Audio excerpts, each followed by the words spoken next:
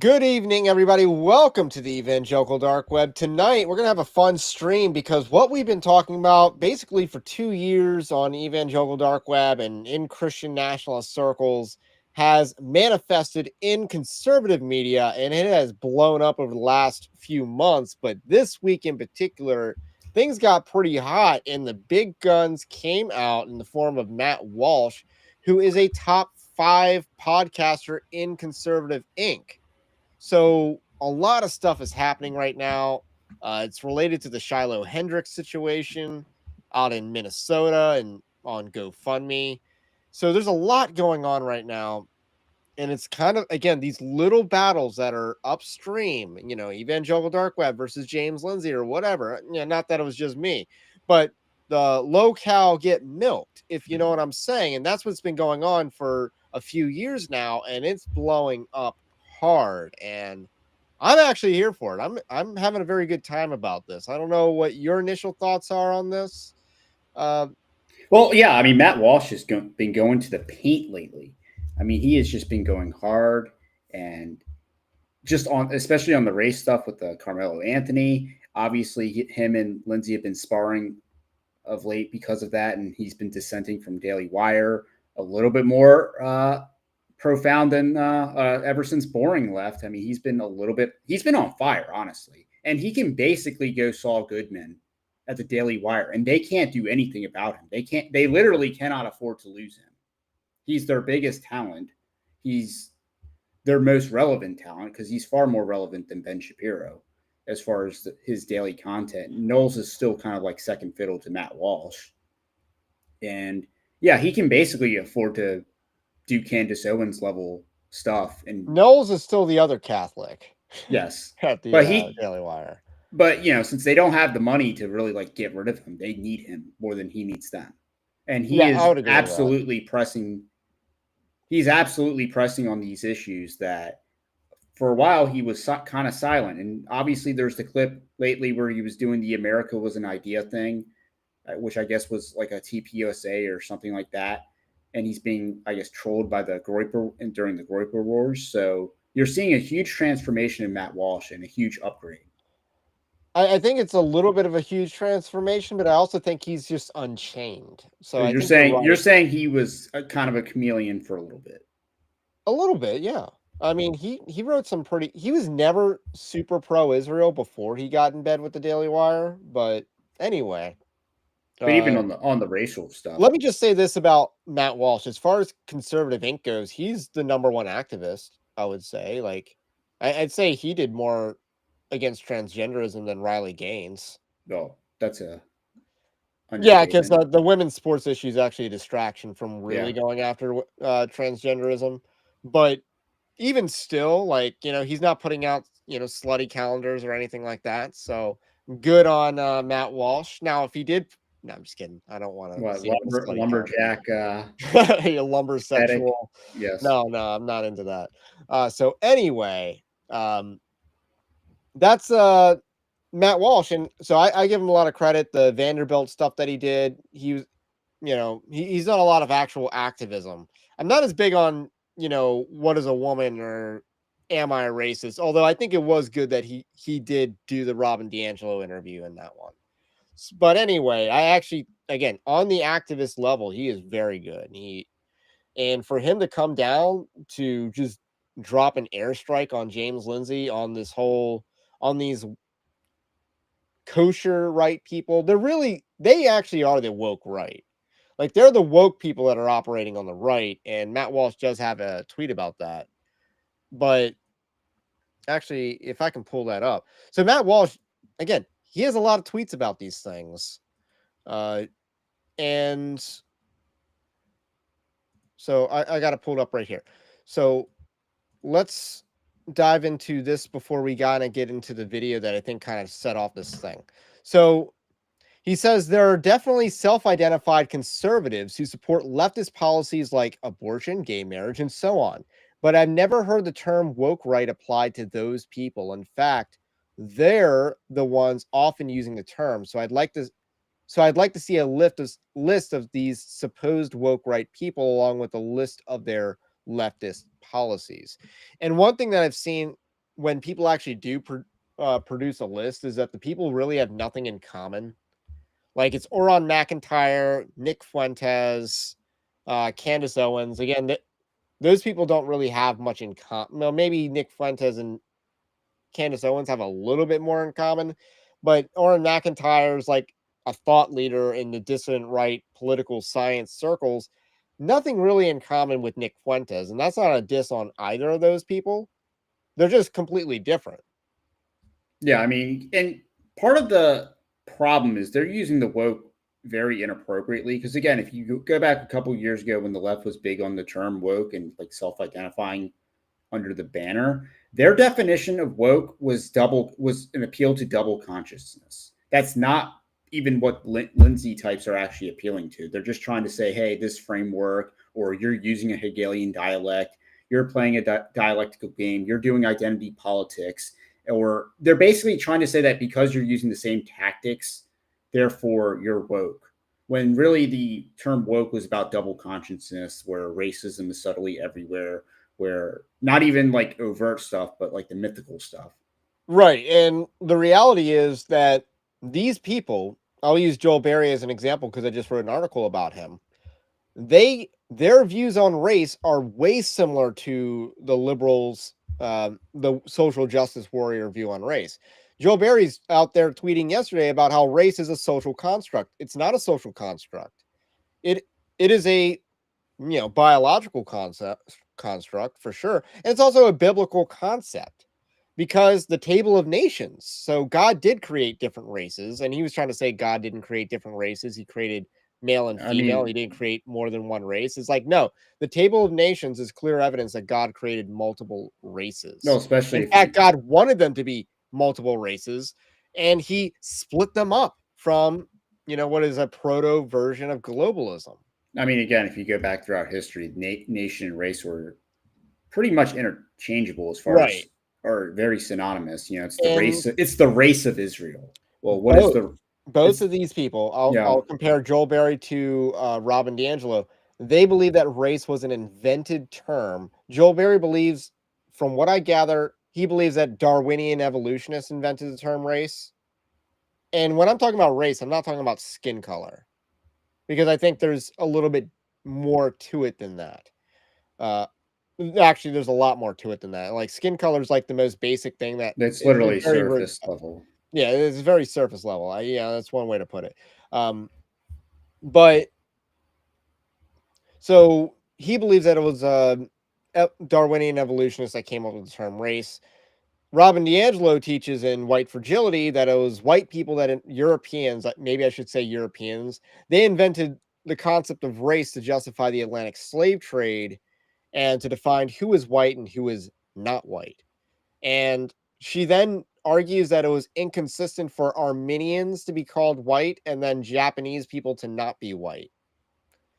Yeah, her book is really that stupid. Like White Fragility is that dumb. So yeah, but that was one of the leading books in the field.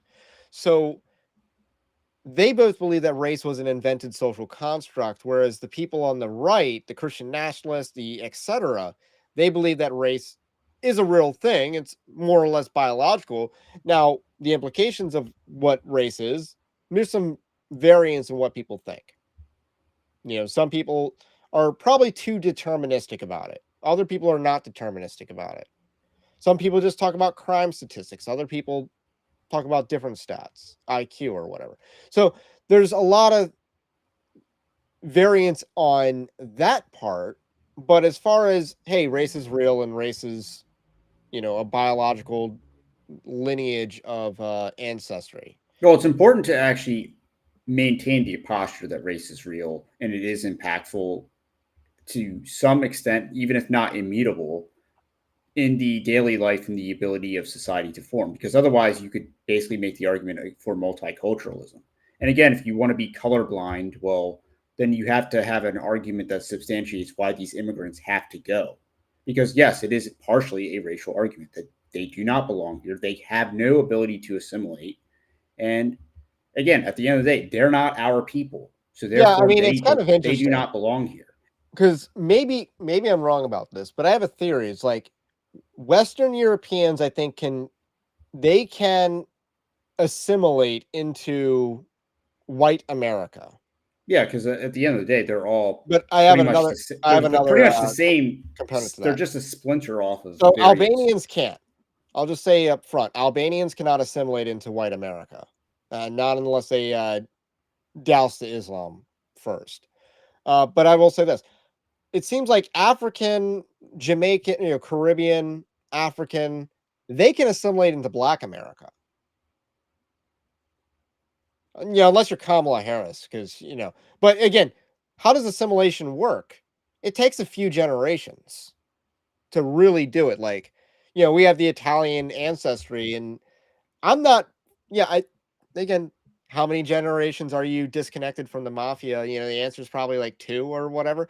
So it took some generations from the 1890s to actually fully assimilate into the American experience, into the American culture and identity. And I, for I think that, it's true of the Italians, and and for those for so those I'll wondering, yeah yes, our last name does appear in a Civil War database. yeah So you can leave those comments. Yes, it does appear. I know. So lucky us. I Heritage probably no America. relation. Probably no relation, but a heritage American. But certainly, like on our mom's side, it's basically all heritage America. She has no idea what ancestry she has. But anyway, that's just a theory that I have. I think it's probably true. Because again, I don't. I just kind of describe things about race. I don't like have any solutions other than send them back, as Well, far as, and that doesn't apply to black people. That's mostly applying to any, the 1965 onward, or the illegals, mainly the illegals, and a lot of the legal immigrants, especially of the Vivics, the Vivek Ramaswamy or variety. the guy that just won the mayoral election of Cincinnati.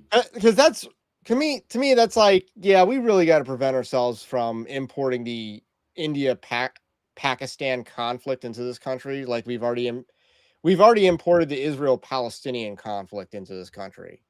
So Well, anyway, keep in mind, if you go back to like the Dave Green versus Neil Shenvi debate, Dave Green basically argues that white Americans can basically be assimilated under the same banner, and the government, he would argue, the government consciously sought after an ethnogenesis, and a lot of this might have also been formed by the wars. So World War II, you have soldiers that are basically, from various states. They're all mixed together in their units and they're sent off. I mean, even in the Civil War, if you go back, the units were still fighting by their states. yeah.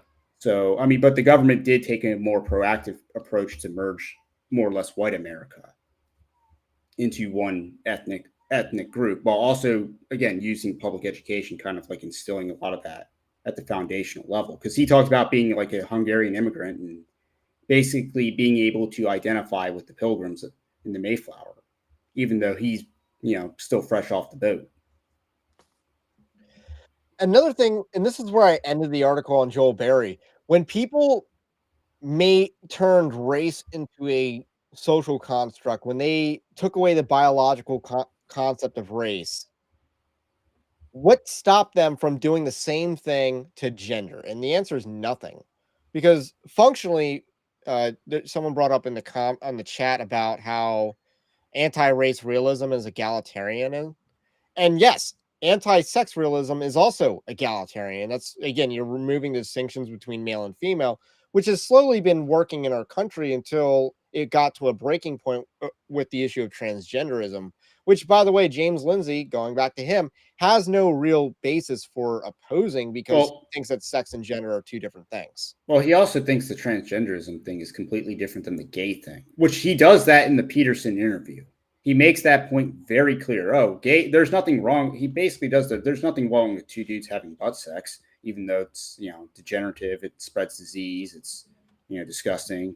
It's not even biologically healthy. But, it's only transgressive when it's trannies, even though drag was a gay fetish.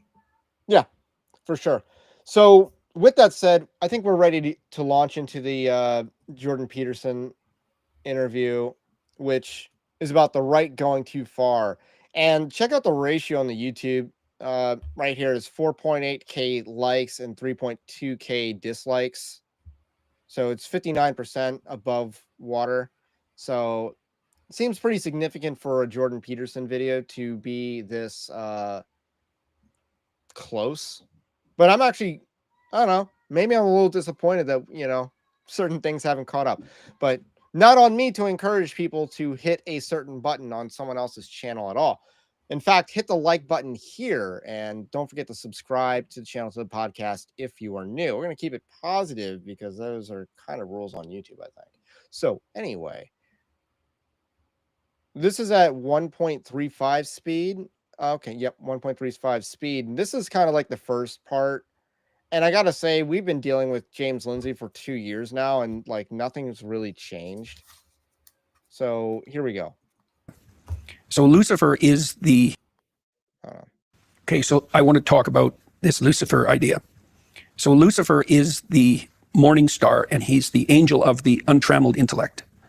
That's how he's portrayed in Milton, right? And he's allied in some strange way with the serpent in the Garden of Eden. If I might just interject, if he's the morning star, what do you do in the morning after the morning star rises? You wake up. Right. Woke. Right. The spirit of enlightenment. So this is the clip that's just becoming a giant meme. And James Lindsay has clowned himself here with a massive, what is this, a word concept fallacy? I took one philosophy course in college, so I'm not exactly an expert. But that's a word concept fallacy, which is a more obscure fallacy in my opinion. Well, keep in mind the verse that's being alluded to is Isaiah 14, verse 12, and it's how art thou fallen from heaven, O Lucifer, son of the morning? How art thou cut down to the ground, which didst weaken the nation? Again, in King James, it does not use the word star. In NASB, it does. So I couldn't tell you the significance of going in either way, but and obviously he references Milton, so that would. So I mean, Milton wasn't appealing to the King James, but 2 weeks ago I said that Jordan Peterson had the worst exegesis, and there he is saying that Satan has some sort of relationship with the serpent. They're allies or just something like that. Again, where does he get that from? Well, it's funny. It's almost like, we talked about how, James with Jordan Peterson with Elon Musk and, Jordan Peterson wanting to like insert random facts to flex on Elon Musk. And in this case, it's actually happening in the reverse where James Lindsay is just trying to insert himself into Peterson. Because, Peterson just kind of like yeses him because, he's basically just interrupting his point. So one impression that I got from this is that they spend an inordinate amount of time agreeing with each other and just kind of like fluffing each other in this.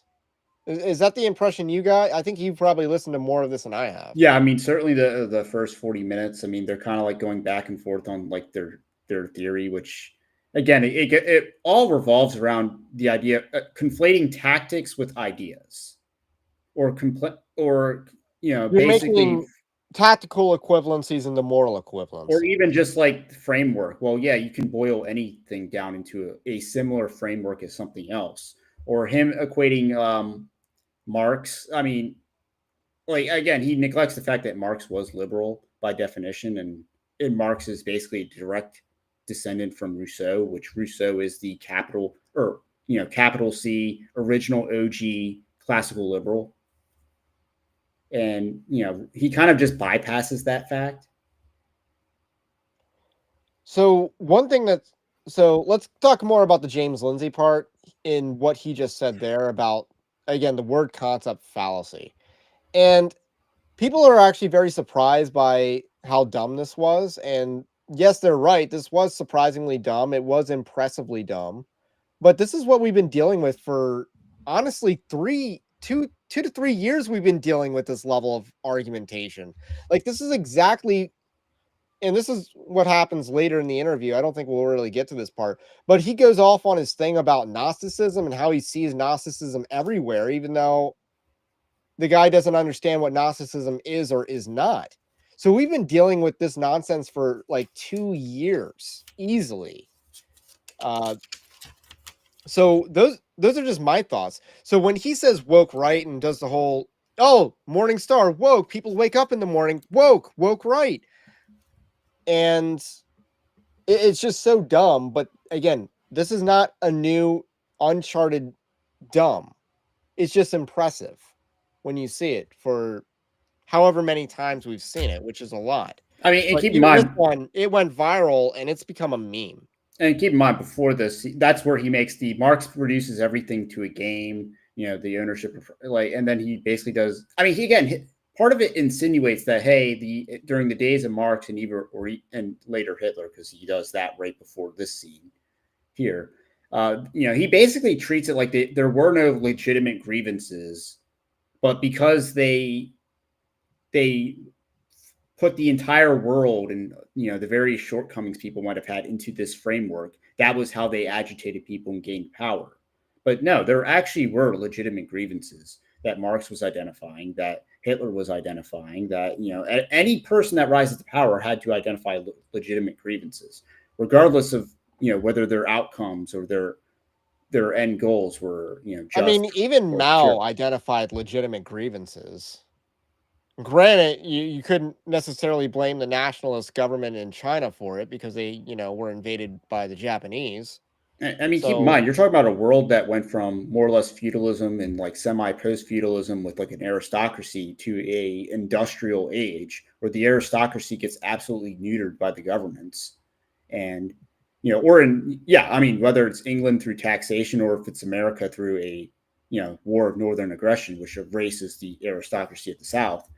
So you have aristocracy goes away. So therefore the noblesse oblige goes away with it, because these industrial capitalists are not as, I guess, America had interested. but They're not I mean, America was slower just because it was more rural, but they're not as interested in the preservation of their workers and their servants as the aristocrats would have been. And again, Henry Ford was a remarkable man because he was he went against the grain. Yeah. I almost want to go down a rabbit trail on noblesse oblige and its modern applications, but I mean, again, but you're starting to see it make a comeback. Like I would say Donald Trump is a return of noblesse oblige. I mean, yeah, he is American aristocracy to some extent, for sure. Yeah, you but, can't really deny but it. I mean, again, everyone knows this is real. Like your employer treats you as a number. You're just a number on a spreadsheet. They can fire you at will in many states. I mean, unless you're like union, if your boss doesn't like you, they can make your life, painful. Yeah. So again, you've heard of quiet quitting. How about quiet firing? Yes. So I mean, again, that is a product of the industrial age versus, even if you were a medieval serf, I mean, all you had to do was make sure you paid your obligations to your lord, and you were for the most part probably fine. Yeah. And if something went wrong, your lord would take care of you because there's a patronage system. You're not allowed to compare modern times. They didn't have civil rights back then, so therefore, life was terrible. And I don't think that was the case. I mean, people back then in medieval times, they had like 6 weeks vacation. Like I mean, but again, you're going from that having 6 weeks vacation because of the planting season to having to work 80 hours a week or something ridiculous until labor laws come in and reduce that down to 40, in other countries less. But again, those laws had to be implemented because employers were abusing their employees. And that's the type of stuff and behavior Marx was criticizing. Yeah. And to some degree, Henry Ford was instrumental in saving the United States from enduring certain types of revolutions, communist revolution, for instance. There's a reason why that never took off in the United States. And the way that they had to get that to take off in the United States, we're going to circle this right back on subject, is to use things called the Frankfurt School, where these Jews left Germany. These communist Jews left Germany, brought their communism with them to the United States, and again, underwent a long march through the institutions. And that largely brought on the political correctness, which created certain taboos that Shiloh Hendricks violated. She smashed an idol, a certain blasphemy law, and then Matt Walsh says, yes, it's actually good that this blasphemy law was smashed and that cancel culture is getting canceled. The woke mob is getting defeated here. And James White, sorry, not James White, wrong James, James Lindsay, and many of the liberals on the right said, no, we should still cancel white people for saying a certain word anyway. So, yeah, there we go. There's a nice full circle for you. How much more of this clip do you think we need to listen to? Do you think we should move on to I mean, at 1.45 feet speed or 3 speed, it'll kind of go quickly. But I mean, the spirit of enlightenment is kind of interesting. Okay. Right. Okay. So or dark enlightenment, as it were. Yeah, right. Absolutely. Well, that's the question. What's the difference between genuine? What's the difference between what's genuine and what's false? Let's say. Yes. So in the story of Genesis, God tells Adam and Eve that they can pretty much have free reign, except for one thing. They can't, as far as I can tell, what it means is they can't take the right to define the moral order to themselves. They have to abide by the moral order, that there's an intrinsic moral order that's grounded below nature, even grounded in the principle of being itself. Sure. They have to ally themselves with that. But Eve, interestingly, Eve is tempted by the serpent. Maybe her powers of discrimination are somewhat lacking. Maybe her proclivity to empathy clouds her. And maybe it's a form of feminine pride. In any case, the serpent tempts her, telling her that if she ate of the fruit of the tree of knowledge of good and evil, that she would become like God, which is the one thing God forbade, right? So the idea seems to be something like, the more radical the revolutionary precept, the more likely something Luciferian is behind it. So it's a serpent in the garden, so it's clearly something poisonous, but then it gets weirdly associated with the idea of Lucifer, right? Which is a very strange leap. The leap is something like, what's the most poisonous of all possible serpents, right? Then it becomes a meta principle. And it looks to me like it's something like the drive to power. And that fits well with the notion that, well, Marx would be on top of the communists and Hitler would be on top of the Nazis and Mussolini would be top of the Italian fascists. Yeah. I mean, can I just say, like, before World War II, Mussolini was a widely celebrated and successful leader, and probably like the only one Italy's ever had in the last 150 years. I mean, he does kind of conflate the idea. I mean, yeah, when he's talking about Marx being the leader, he basically, I mean, they both are insinuating that he wrote Communist Manifesto so that Karl Marx, could be the revolutionary leader. What movement did he specifically lead, as opposed to just being like an idealist or a lot of these people exist in the ivory towers. Like, I don't think Machiavelli was trying to become an Italian prince. No, he was probably writing. I mean, the Prince by Machiavelli was more or less inspired by Cesare Borgia. Like that, or he is the prince. I thought it was the Medicis that inspired it, but yeah, he's writing about other people, not himself. He's not, putting himself, POV. He's not like putting himself into the revolutionary spirit and making a power fantasy for himself. And so that's what he's saying when he talks about Marx being on top, is that Marx envisions himself at the top of this communist revolution. Yeah, I mean, what he said about Mustache Man, that's certainly true. He always envisioned himself at the top. Mussolini, I'm trying to remember his. Well, I mean, Mustache Man was also involved in the political scene. See, the thing about Mussolini was that he got like more booty than a toilet seat, if you know what I'm saying. Like, and that's kind of what I remember about Mussolini's life and like his views and stuff like that. Like, the guy was a whoremonger, like hardcore, but allegedly repented of that. He, again, after he got like taken down and humbled, he might have had a Nebuchadnezzar level of change in his life. I don't know if he was saved or not, but that's the story of his life. And then he went out pretty gangster, actually. He went down like Stringer Bell, just saying, "Are you going to shoot me or what?" And that's kind of his death. But yeah, 3 vastly different people that he brings up as examples, and he has to go to like popular examples because this is what's in the American imagination, I guess. He can't even go to like actual communist examples, and how Joseph Stalin, wanted to rewrite history of the past and stuff like that, or the Romanian guy whose name I can't pronounce, and a lot of Americans don't know who that is. So there's a lot of things that he can't exactly reference to. So he just kind of sticks to the main thrust of the post-war consensus, which is Hitler is the ultimate evil. Yeah, I He's mean, the again, ultimate manifestation of evil. And this whole conversation is things I don't like are Nazis. Again, a lot of the people that rise to power aren't even ideologically driven. They're just, they're people that know how to wield power and wield politics and play the game. They might not themselves be ideological. Yeah. Hitler was more or less ideological. Putin Marx isn't. was not exactly interested in holding power himself, is what you're kind of saying. Like he wasn't saying in he a position to do that. Yeah, he didn't. And Mussolini, I think, was more of a gangster. He knew how to wield power, and he just kind of did things. I don't think he was as much an ideologue. In fact, he was a lot more pragmatic, especially when dealing with the Catholic Church. So these are mechanisms that he used to get power. He dealt with the Catholics, and he parlayed with them, I guess. So in a time where Italy was vastly anti-Catholic, so he was able to use that issue to go to power, even though he was not at the time at all ideologically strong with the Catholic Church. So three vastly different people. They're not very similar. Yeah, I mean, Stalin wasn't an ideologue.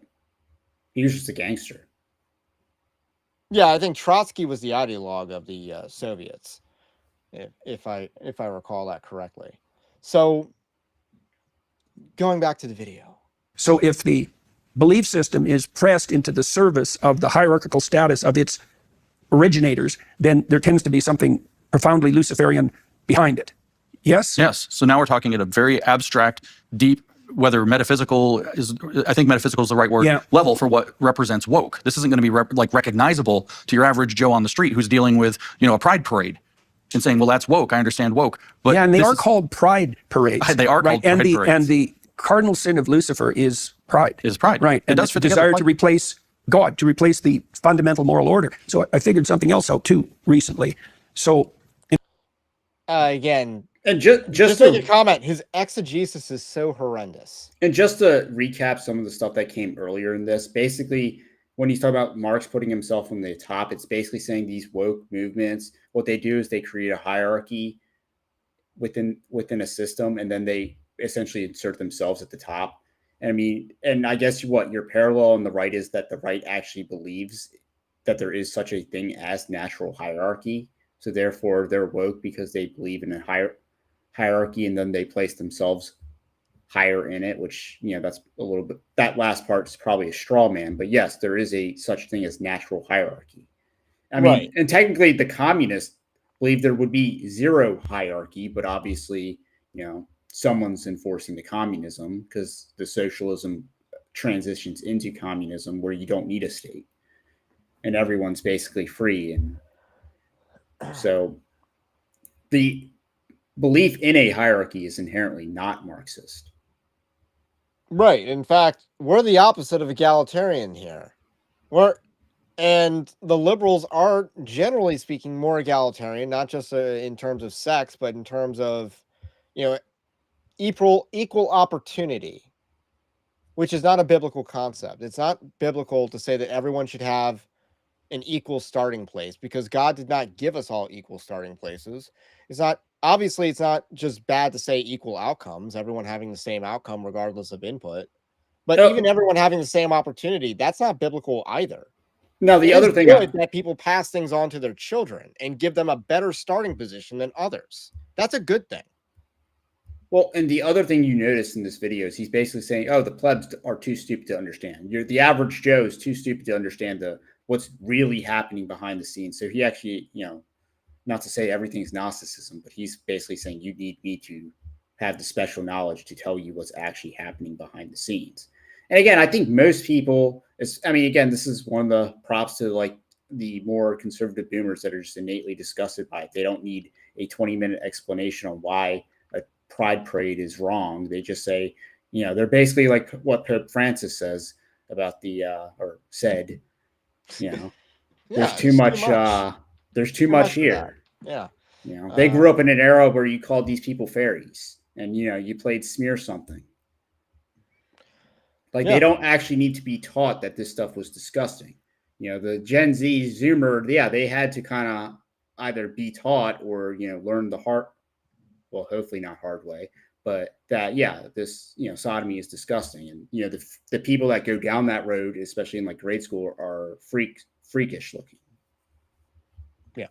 So let's get back to the video. How much more of this clip is there, would you say? We're I'm not sure, but you know, he's talking about pride. He actually is right about pride being like the ultimate sin of Satan. But man, imagine that you could found a society on power, because you can, at least for a short period of time. And imagine that you could organize a group of people hedonistically as well. So that would be the real dark side of populism, right? We'll just have the government give people, it's like Pleasure Island in the Pinocchio video, right? Bread and circuses. You can get away with that for a while. Power, hedonism. You know, I always thought that Pinocchio was like right-wing coded because Pleasure Island was definitely an allegory for homosexuality. Anyway. You can abandon everything and sink into a pit of nihilism. That's not very effective psychologically or socially. But that begs the question that the postmodernists wrecked their ship on, I would say. Is there a unifying principle, a high-order unifying principle? That's the meta-narrative idea, right? Because the cardinal proclamation of postmodernism is that there's no pinnacle meta-narrative. There's no upper union. But I think that's wrong. I think that the principle of voluntary self-sacrifice is foundational. And I think that's the narrative that runs through the biblical corpus. Right? You've given very, very eloquent speeches on that. Well, and so then we would have a dynamic where because we're trying to figure out how to identify the Luciferian players, let's say. Exactly. That seems reasonable, right? So they're in love with the creations of their own intellect, but that intellect is not serving the principle of voluntary self-sacrifice. It's serving the principle of power. Right. You remember in the gospel account, when Christ is in the desert, the third temptation that Satan lays before him is the temptation of power. That's right. Right. Everything that you see before you. Yes. Matthew 4. If you follow me. That's right. Right. So that seems okay. So you don't have any problem with the underlying dynamic of that? No, not at all. This part's just ironic. The idea that, because first of all, they're the ones that are seeking to, I would say they're both grifters that are after the money in the industry. But I don't think they don't have moral high ground to stand on here, either of them.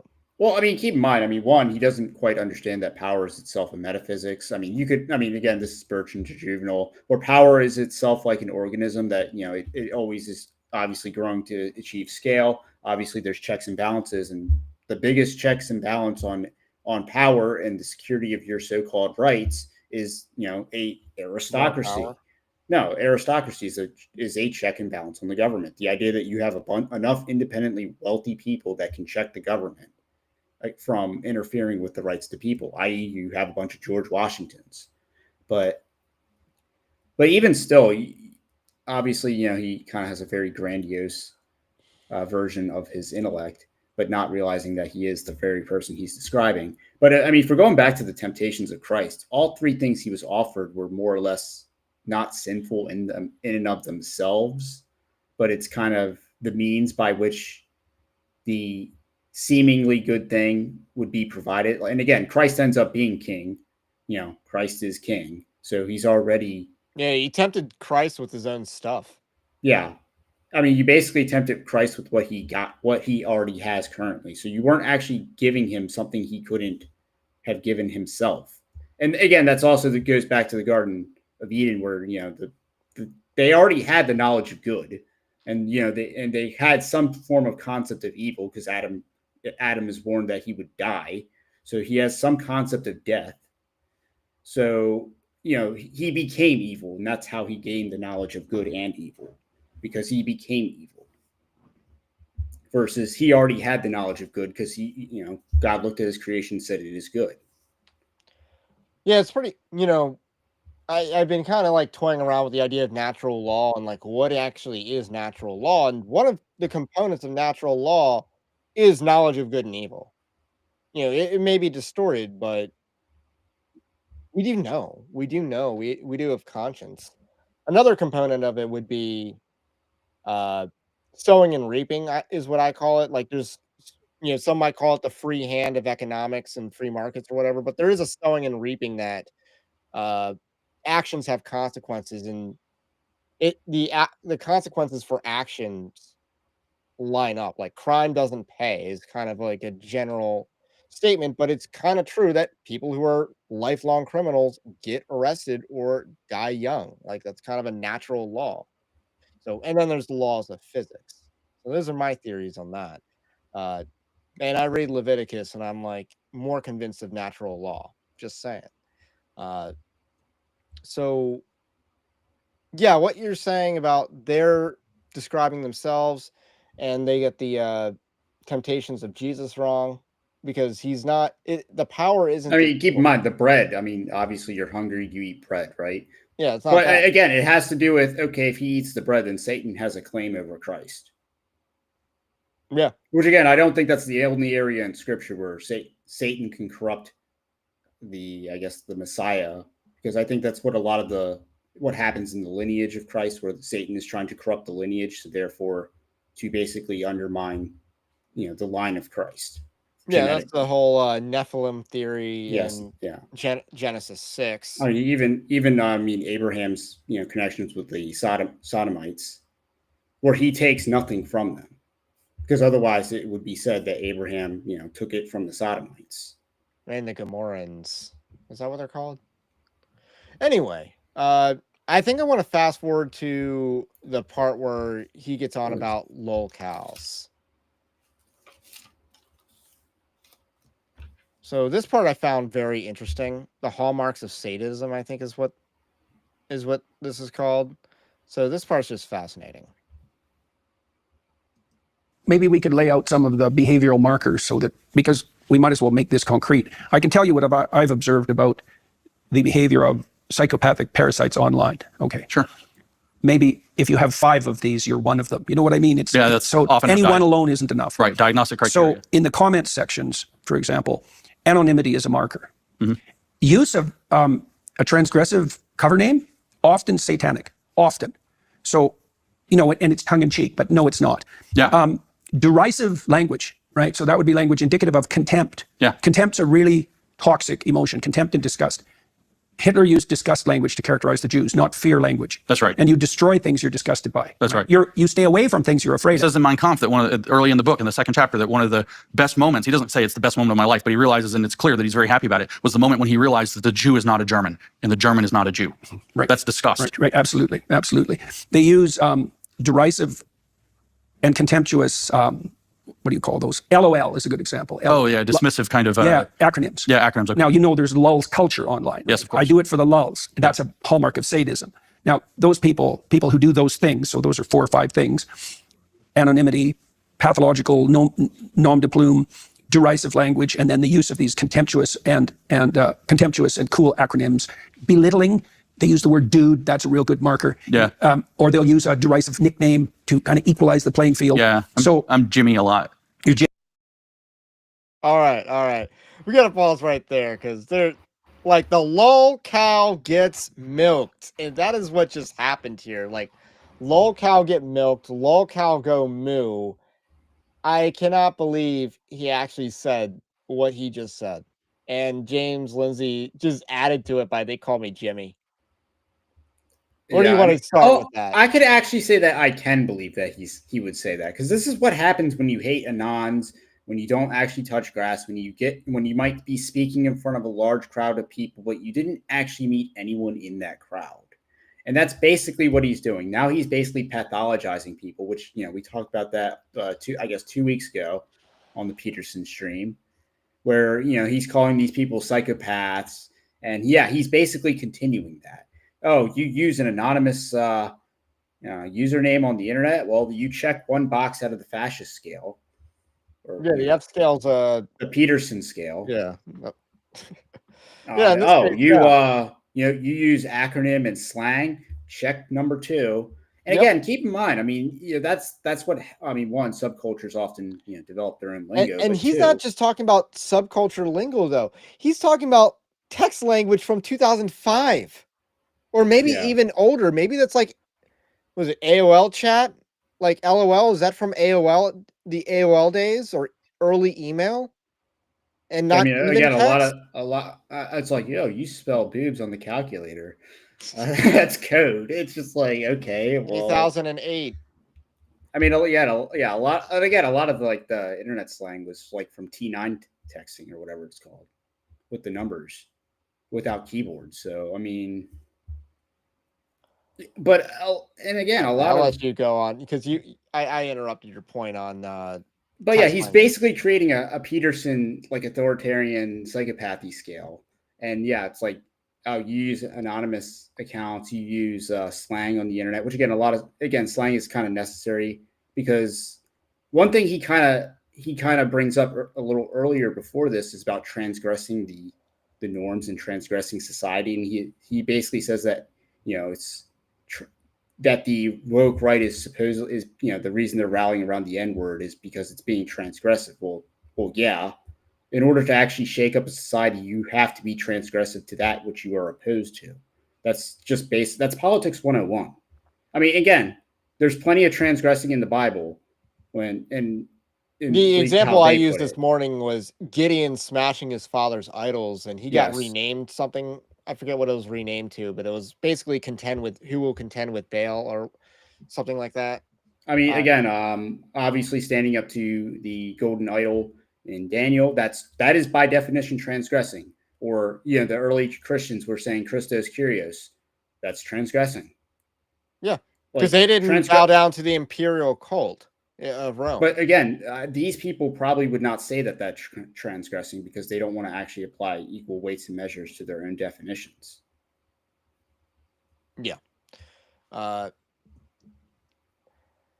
he talked about the disgust language, and somehow he took solace in Hitler's discovery of what people in Germany were saying for centuries, that Jews and Germans aren't the same. That was pretty dumb. Yeah, the Russians learned that too. I mean, you know what Mustache Man also said? Like he thought it was an envy problem. Like there's a Hitler quote for that, of thinking it's envy. So, and then he talked about disgust language, more about the disgust language. It's like they're using that. They're using that on people like us. Yeah, and I mean, again, keep in mind the Democrats won. Like most of the whole woke winning was basically by using soft power and using censorship, and basically calling people bigots and phobes and all of those kinds of terms. So they basically just use labeling to ascribe their enemies, bulverism, Yes. one might even call it. And again, how did the racist? It's like the Pierre Morgan clip. Once they call you racist, they have no argument. So if you just stop caring about what they call you, stop caring about being labeled racist, anti-Semite, homophobic, or transphobic, or whatever. Once you stop caring about that, they have no argument. Now, again, that's not necessarily as disgust language, but they did have to code, oh, racism is disgusting. But I mean, again, how did the right actually push back on issues like transgenderism or even homosexuality? Because you're seeing gay marriage slip in its public support. So that's going in the right direction. It's by disgust, not by, James White having a debate. See, James White reference for real. Having a debate with homosexual theologians. Brandon Robertson, by the way, right? Presumably him amongst others. Right, but there was a debate, so just trying to give him credit on that. They did it by mocking these people, making them disgusting, pointing out that these people are horrible by essentially degrading them. Like, that's how you move the needle. These people are disgusting, and you should be ashamed of yourselves for even supporting them. Romans 1. So, yeah, I think the memes did it. The memes changed. It wasn't some argument, because there is no argument that sticking the PP in the poo-poo is, right, rational. You're not dealing with a rational argument. There never was. So, okay, we got to go because there's more to this. Jimmy. Yeah, right. Diminutive. They'll use a diminutive. Jimmy concepts instead of conceptual James. Right. That started on the left, and now the right uses it. Right. Yeah. So those are markers. What else have I seen? An insane rise in explicit anti-Semitism. And that's been going on for about 5 years, and it's worse Nazi, all the time. And Nazi apology, yeah, well, that's which isn't just the apology too. Yeah. It's the transgression. It's the post the meme, sometimes meant to be funny, so you have plausible deniability, or the other social functions of humor come into play. But they'll post the meme of Hitler. Why? Because you're not supposed to. Yeah. That's why. So you have norms of decency around different things. And one of those norms, in again mainstream healthy society, has been that we're not going to valorize Nazis. We're not going to lionize these guys. And you have, I'm not talking about the historians or whatever else that are coming out and rehashing David Irving or any of that. I'm talking about these, to use the word that's on the internet, shit posters who come and post pictures of Hitler with a smile on his face, or they're translating his speeches into English and clipping out parts where he's rousing Germany to a cheerful future. Oh, he just loves his country. That's one of the messages they put. They love it. I'm sorry. I will say, like, I have listened to like one or two of these speeches that he references. They're the whole speech. That's the other thing. But so it's not like they're clipped out of context. And then they have a book called The Essential Speeches. Maybe one day I'll actually care to read it, but I don't in the meantime. But what's interesting here, I talked about the post-war consensus earlier and how like Hitler's the big bad, like he's the standard of evil. That's what's being transgressed. And another thing about history is that the way people are viewed in history changes as decades go on. And I'm not advocating for a change one way or the other. I'll use Napoleon as an example. Napoleon has gone through different periods where he has been lionized and different periods where he has been villainized. So there are these sort of ebbs and flows. Now, Napoleon lost. That's something to note. He lost ultimately at Waterloo. So, but despite that, he is recognized for basically saving the French from themselves. And, you know, you got to respect him as a commander on the field of battle. You just got to. No, I mean, yeah, it was, even if you take the, Robert E. Lee, another person that was, venerated, or maybe not venerated for a long time. And now he had statues. Right. And now we're changing our minds on what, Lee means. And now he's making a comeback. I'm not saying how, actually, I will say this. People should view historical figures as human. That means like there's nuance about flaws. And you got to recognize that people change over time. So there's different eras of people. Like their views in their early lives might not reflect their views in their later part. Like 1943 Hitler is a lot different than 1939 Hitler. Like that is a huge difference. Huge. They're practically two different people. No, I mean, another thing is, if you're looking back through history, again, generally the names you read are probably competent, one might say, which I understand in modern. We don't want to project our modern views of, wow, these people are incompetent. They're just weasels. They're like not really, capable. And then say that it was like that in the past. No, there's probably no female politicians that could, perform sexual services and then rise to be a presidential candidate in the United States. Like that probably wasn't happening in Napoleon's time. No. So anyway, let's keep going. Read Mein Kampf. Actually read it. He's utterly clear about the point of his state is to preserve the race, and the biggest pollution of the race, to preserve it against pollution of inferior races, and the most inferior race is the Jews. Yeah, absolutely clear. The demonization is absolutely visible in 25 when he publishes that, way before they say, well, it took until 38, 39, maybe 42 when Churchill got involved. That's when they had to really start hating the Jews. And no, that current is all the way back to the beginning. So this again, the factual inaccuracy here is that Hitler began the movement. Well, I mean, let's just be real. I mean, the government has the duty to preserve the nation. I mean, again, the Constitution even says this, ourselves and our posterity, not import the third world and give our inheritance to them. Again, if you go even further back to Lex Rex, if you give away your nation's inheritance, that's just cause to rebel against your king, as if the king is basically giving away your country to foreigners. So, and again, it was Donald Trump that called people, the poisoning the blood of America, that based quote by Donald J. Trump. Man, I remember that. That was during his campaign, right? I don't even know when he said it, but I've repeated it several times since. As the great Donald Trump says, I don't want these people poisoning the blood of America. Yeah. So yeah, the nation has the duty to again, immigration is about preserving the American people. I also say immigration laws are an extension to some degree of the first commandment. You're making sure you're not importing idolatry, which is kind of what you do when you import the third world. So again, Hitler wasn't actually saying that anything that anyone else in his era would have said. Even Churchill was whites only immigration. Man, this kind of cool dude summing up my thoughts here. I have mustache man fatigue in general, both pro and anti. And I'm someone who's very fascinated by World War II, but again, people are humans. And yeah, I kind of have a more clinical view of history. There are some people I have a more of an appreciation for. Like, again, I like a little bit of Napoleon. A lot of the, I'm not an Erwin Rommel guy. Like, I think he was not a good general or not a great general, I should say, and an overrated general for sure. Big Nathaniel Greene guy. He helped win the American Revolution. But anyway, like, and then there's some people that in history are underrated villains. LBJ, Woodrow Wilson, FDR, underrated villains. I care more about that because they're like American villains. Posting problem. So that's part of the enabling of the psychopaths by the free social media platforms, right? By the costless social media platforms. Do you have any sense? So we're working out ways to identify people. Swarm behavior, by the way, is another one. Another marker. So you'll get one of these derisive replies, and within minutes it'll get 600 likes on it. You don't know how that happened. From an account with 30 followers, and your reply somehow gets 600 likes in a minute or 2 minutes, and then everybody piles up. Like a biblical plague of locusts. And then they jump in on you and say you got ratioed. Of course, a lot of it's bots that people bought. But what they do is they say, my comment was more popular than your comment, therefore you're not very interesting and we're very interesting, so we're ascendant. And by the way, that's psychologically really impactful if you don't know what's going on.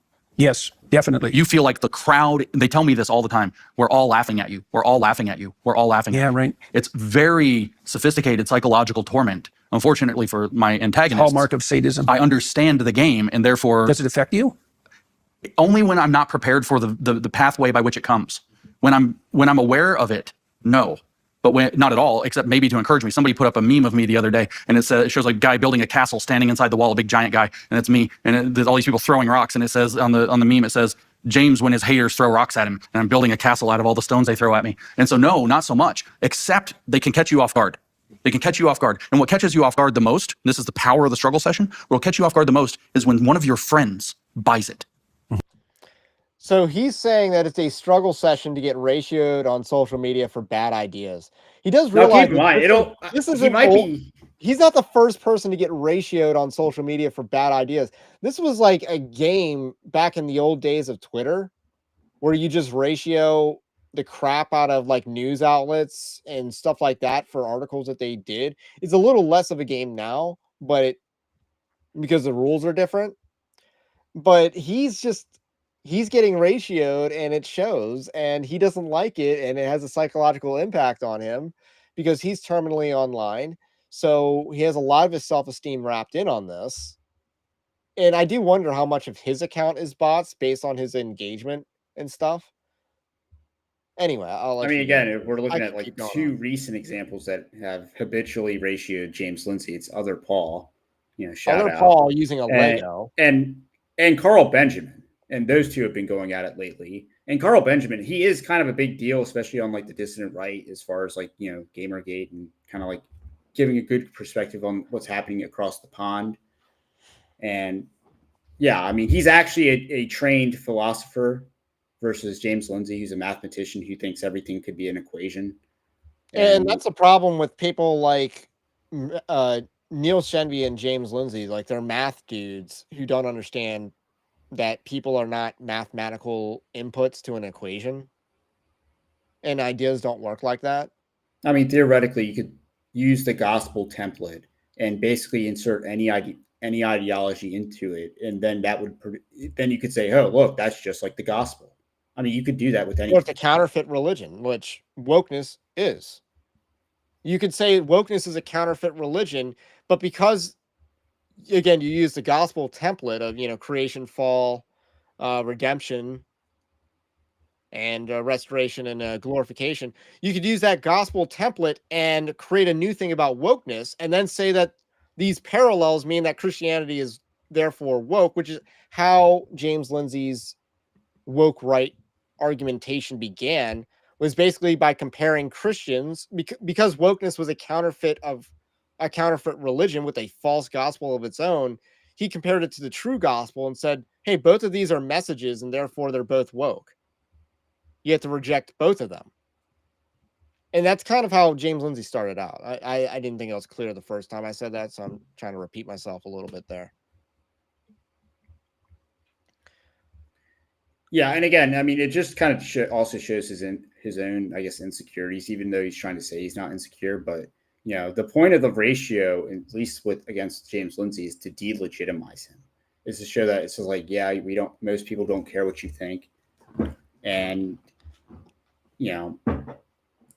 we can just ratio you within minutes. I mean, so it's not like he has a lot of sway. He has large following. He doesn't have large influence. But he's terminally online, so he is kind of addicted to the fight, even though he's not winning.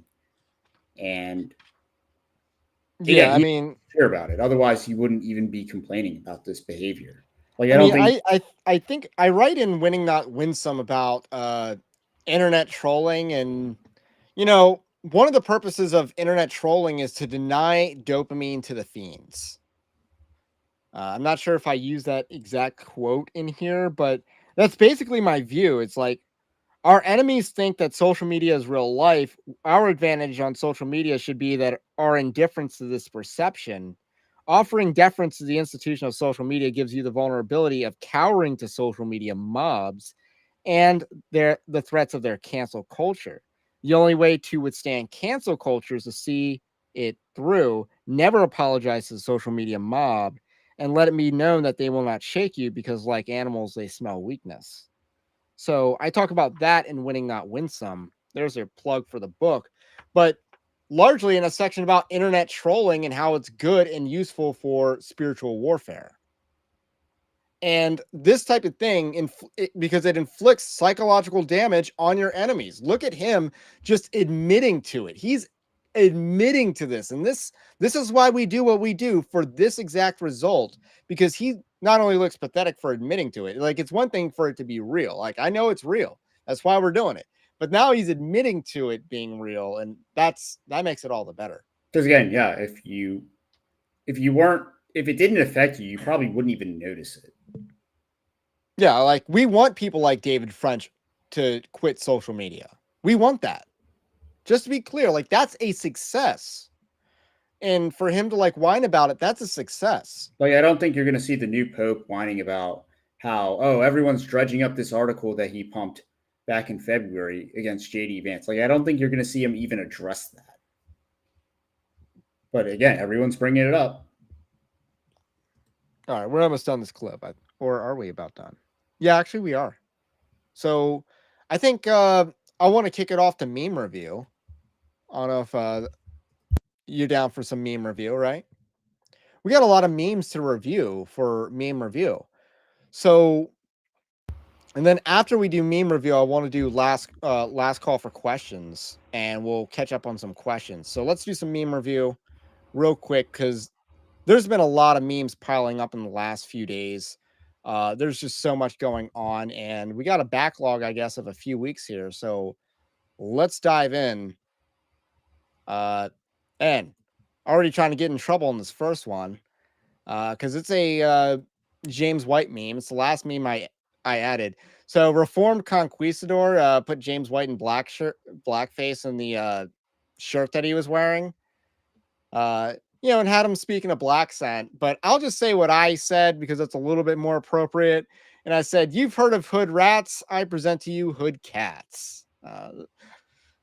There we go. But that's a pretty top-notch meme, though. That's solid. It wasn't James White, though. It's James Black. Okay, just to be clear. And then we got intentionally blank with this meme. James Lindsay making sure horses never go woke, and it's the beating a dead horse from South Park. Not as good as James Black. Okay, well, that one was just... Okay, this one here. This one's hysterical. This is the statue that they put in Times Square of a random black lady that... Why does she have to be obese? Like, I don't know. Why can't it be like the prettiest black lady? Make a statue of that. But that's not what they did. The intentional uglification of art and society. But anyway, she is the Statue of Liberty in the ending scene in Planet of the Apes. You blew it up. You blew it up. And yeah, that is the scene from that. It is very fitting. That is a 10 out of 10 on meme review. That is a 10 out of 10. Like it's, sure. I mean, again, and then you have like a lot of, I mean, there's a bunch of race jokes that can follow from. Like that is a straight 10 out of 10. Planet of the Apes, which nothing in that movie suggested that this movie took place in New York, by the way, because they're like going up to Grand Canyon or whatever earlier in the movie. So nothing in that movie says it's New York. So of course it's a plot twist. You totally were deceptive on the location of the movie the entire time, other than the fact that it was Earth and everyone's speaking the King's English, which is pretty, 1960s science fiction anyway. Let's see, we got some Lord of the Rings memes. What are we holding on to, Sam? And it's like real conservatives. There's some GDP in this world, Mr. Frodo, and it's worth fighting for. So this is from Philip Derrida on Twitter X. He is posting all sorts of memes. He's going to be a feature here on Meme Review because he did a lot of memes of the woke right discourse. So we have one as a Star Wars woke right, real conservatives. Is that supposed to be Kylo Ren, or is that some other figure? And I don't know who that is. I'm not a Star Wars person as much, so I don't quite get this one. Yeah, this one I'm not sure if this is, yeah. Here's one. This is not from Philip Derrida. It's from Bravo556, who says, "Are you saying I can deny I'm a racist?" It's Neo and Morpheus. He's like, "No, Neo. I'm saying that when you grow a pair, you won't have to. You won't want to." And that is a certified banger. I like that. This is Philip Derrida again making fun of the woke right concept. Woke right, perfectly balanced, as all things should be. And keep in mind, that's how James Lindsay actually thinks. He thinks he's in the center, and the left and the right. I mean, he functionally does think he's the third way. He is a synthesis, though. Yeah. So there's this comment below: Hegelian synthesis demands woke right. He needs there to be a woke right because he wants to be the synthesis between two sides. Between the thesis and antithesis. Now, we didn't play the clip, but in the thing, he actually talks about how it's basically like, the right is lumping the classical liberals in with the progressives. And, that's the same thing that the liberals in other countries do to the right, is lump everyone in with the far right, i.e. the Nazis. And that's why, even though far right has a horrible connotation in a lot of the European context, which it doesn't really have in America. And yeah, but at the same time, classical liberalism leads directly to what we just call there. And here we got Same Energy. It's Matt Chandler in the pink cat sweater. That's like an ugly Christmas sweater next to James White. Not as much a meme, but it is definitely same. But someone did point out in the comment section, no, this is a grumpy cat right here. Like, left side Matt Chandler, that's a happy cat, right? Now, do you have the one? This is a grumpy cat. Do you have the one with Dolores Umbridge from Harry Potter? No, someone did that. Because she has like a cat thing or something, like a cat scarf or something. And you're right. She is the true villain of Harry Potter. She is the true villain. She's worse than Voldemort, which Harry learns in book 5. Because that was a gunocracy. Anyway, I must not tell lies. Am I right? This is a Stone Toss cartoon from this week. And it's talking about women going down the staircase of feminism. And then, $500,000 for saying the N-word is like the staircase up. It's their way out. So I thought that was a pretty interesting commentary. This one's a week old, so it just feels so stale. Corporate needs you to find the difference between this picture and this picture, and it's Riley Gaines insisting that Carmelo Anthony and Shiloh Hendricks are the same picture. Yeah, I mean, this is like the grifter trying to call out other grifters. I mean, you're literally talking about someone whose claim to fame is just so like you're milking your 15 minutes for like 4 years at this point. And the only thing you ever did was lose to a man. At least she actually stood up for her child. Right. Which she actually has children, unlike Riley Gaines, who's married. Like, get on I mean, that. she's still young. She's still young. I have hope for her. Yeah, you're Catholic, so you shouldn't be on birth control if that's the case. Oof. Well, I mean, this new pope might allow it. Anyway, God's word is the standard for the family. God's word is the standard for the church. God's word is the standard for the state. You better watch your mouth. Many such cases. And that's from Imprecatory Psalms or at okay, that's the art. 1. That's the art lesson, the art teaching episode, right? I don't think it is. I think it's I believe it's a Mermaid Man and Barnacle Boy episode. Oh, that's okay, so that's Sandy Shoals. Okay, so that's the retirement home. Got it. Yeah. Yeah, I know my SpongeBob. We got Which Way Western Dad, and it's Jeff Metcalf on the right, and I don't remember the story on the left, but this dad comes out and pops a dude who did something inappropriate. I don't remember whether it was a murder or something a little much different. I think that's all we got. All I want to do for now. We got any questions in the chat?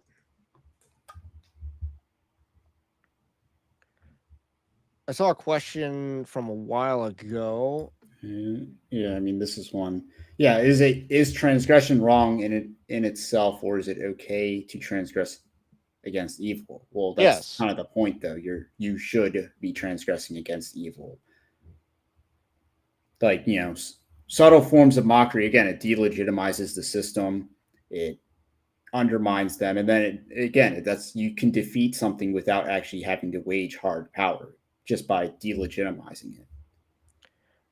Robert asks, what will you compare your Medius against? Oh, sodomitis? I don't know. I don't understand this question, Robert, if you're still here. I saw a question mark, so I thought it was a question I understood. Anyway, using LOL is pure evil. That's a question. Yes. Apparently. Yeah. Oh, here we go. Why do you think James White is willing to debate someone as radical as Mahler? Mahler, not Mailer, right?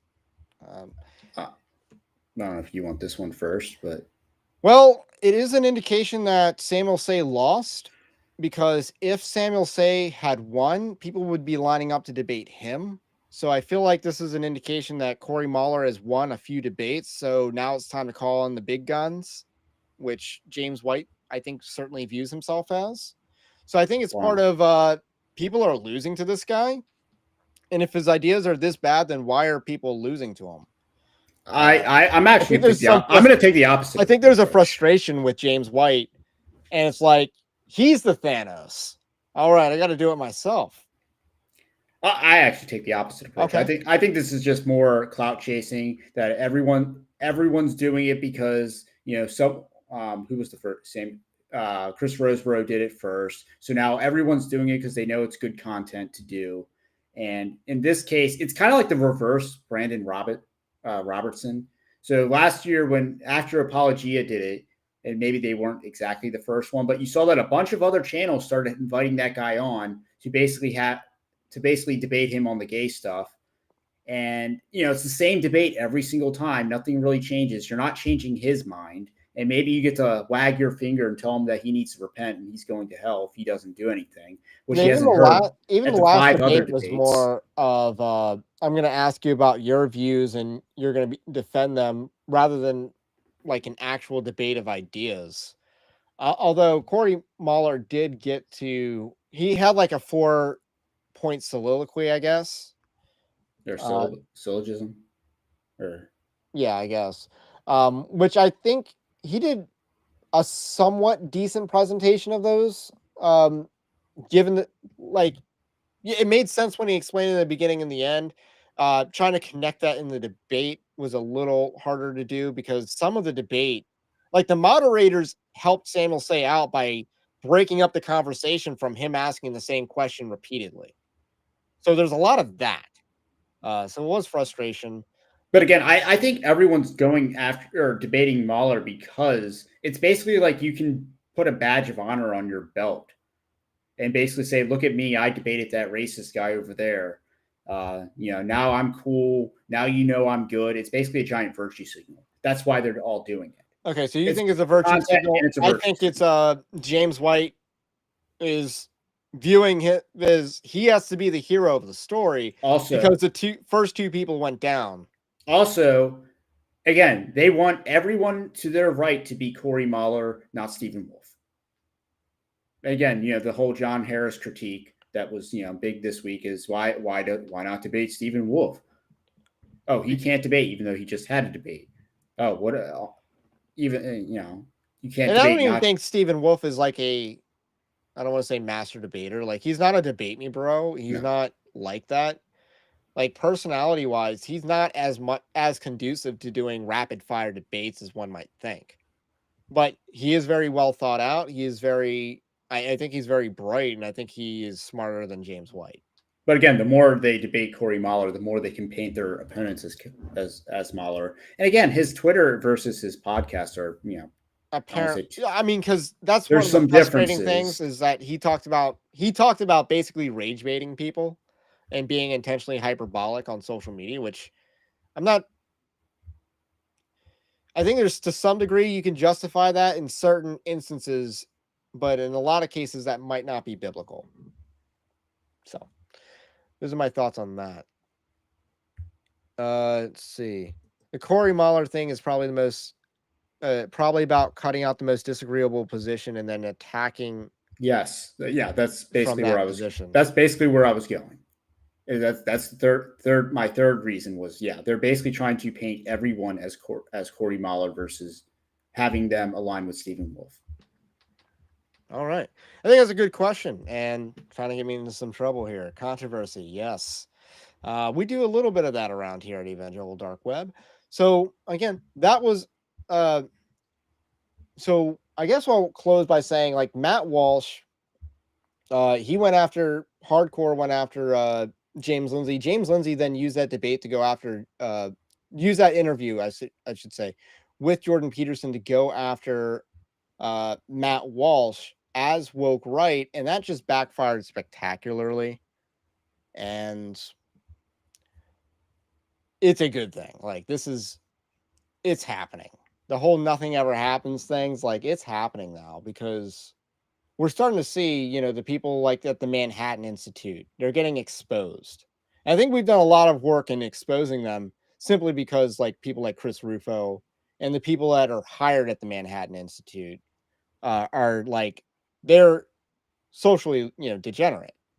So there's a lot of that that's going to get exposed in the right. And hopefully, 2026 elections, 2028, we can get, I'm early in the Vance camp for sure, because he represents basically driving out the liberals from the tent. Whoa. So here's the interesting thing about JD Vance, because this actually relates right back to the conversation.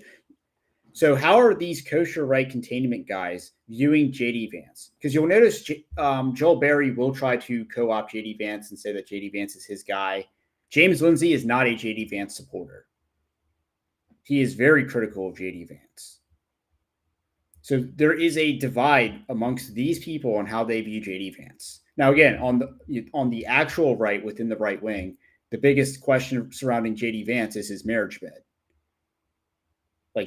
And supposedly he actually said that, World War II happening in India is not actually any of America's it's not in America's interest to intervene. It's not. Did he actually say that? I think I saw one of those newswire sites. Please tell me he said World War II. No, I wish he did though. Please tell I said that. I inserted that. Okay. We got to call it. Yeah, it is U.S. VP Vance says India-Pakistan conflict fundamentally none of our business. Oh man. So even though he married someone who was Indian, he didn't buy into the narrative like a lot of, he's trying to make them American. He's trying to assimilate by marriage. He's not trying to become assimilated. So, I mean, yeah, there are that is the biggest question mark surrounding JD Vance as a political candidate is, it's in the bedroom. But other than that, yeah, otherwise, yeah, he is basically everything that people like James Lindsay don't want. Yeah.